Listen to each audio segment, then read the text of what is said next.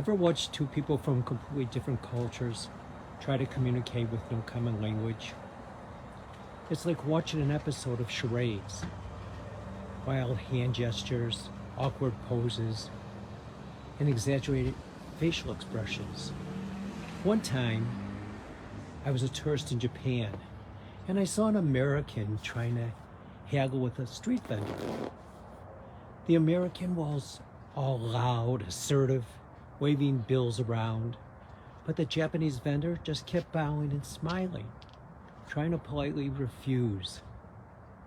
It was like watching a game of who can outbow who after a while. Neither of them spoke a word that the other one even understood, but somehow after 10 minutes bowing, nodding, and confused smiles between the two of them, they both walked away happy. The American with his food, the Japanese vendor with his reimbursement. Imagine that. Two people with absolutely nothing in common except one thing. They didn't fight. They bowed. Now imagine that on a global scale.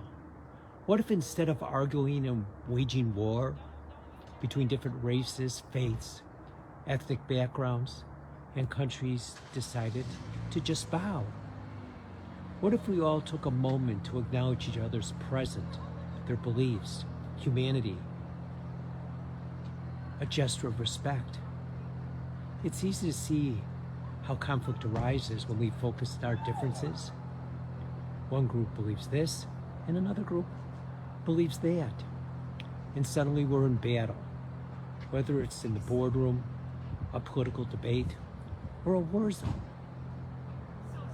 But when we bow, figurative or literally, we shift the dynamics. Bowing is an act of humility, not submission. It says that I recognize that you're different, and that it's okay. Let's meet in the middle.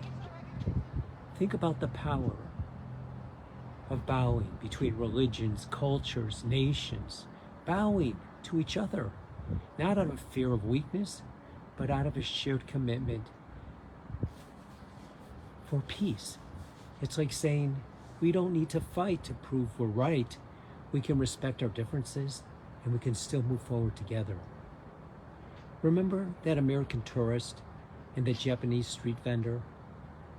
Neither one of them had to win the negotiation. They didn't need to speak the same language. They simply communicated with a gesture that transcends cultures, the bow. And both of them walked away feeling respected.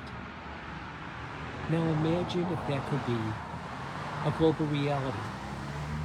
So what if we took a step back from conflict, and instead of gearing up for fighting, we paused, we bowed, and simply listened to each other's perspective.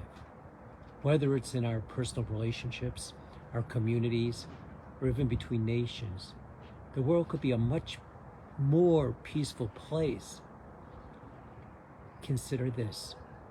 Can you picture a world where every time a disagreement occurs, instead of fighting, we simply bow to acknowledge each other's humanity?